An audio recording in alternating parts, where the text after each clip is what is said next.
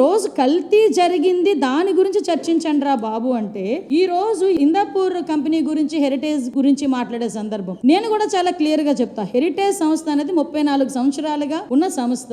ఈ రోజు వరకు హెరిటేజ్ సంస్థ నుంచి ఏ ప్రభుత్వ రంగ సంస్థలకి కూడా నెయ్యి ఎటువంటి సరఫరా, ఏ దేవాలయాలకి నెయ్యి సరఫరా జరగలేదు. వాళ్ళు ఒక సిద్ధాంతం పెట్టుకున్నారు, వాళ్ళ కంపెనీ నుంచి ఎటువంటి ఏ దేవాలయాలకి కూడా నెయ్యి సరఫరా చేయకూడదని సిద్ధాంతం పెట్టుకున్నారు. వీళ్ళు ఏదైతే ఇందాపూర్ కంపెనీ గురించి మాట్లాడుతున్నారో ఆ కంపెనీ నుంచి హెరిటేజ్, అది కూడా ఉత్తర భారతదేశంలో చీజ్, అదేవిధంగా స్కీమ్డ్ మిల్క్, అదేవిధంగా కొంత పన్నీరు హెరిటేజ్ వాళ్ళు కొనుగోలు చేశారే తప్పించి హెరిటేజ్ వాళ్ళు ఏది కూడా సరఫరా చేయలేదు. దేనికి అండి ఇంత రాద్ధాంతం చేస్తున్నారు? అసలు దానికి దీనికి సంబంధం ఏంటి? అరే కల్తీ జరిగిందిరా బాబు, దాని గురించి మాట్లాడరా అంటే, అలా కాదు, ఇందాపూర్ కి హెరిటేజ్ కి ఏదో సంబంధం ఉంది అంటే ఏంటంటే, దేనికి సంబంధం లేని విషయాన్ని బయటకు తీసుకొచ్చి రాద్ధాంతం చేస్తే ప్రజలు మభ్యపెట్టేయచ్చు, వాళ్ళ తాలూకా తప్పులు కప్పిపుచ్చేయచ్చు అనే సందర్భాన్ని అయితే చాలా క్లియర్ గా చెప్తున్నాం.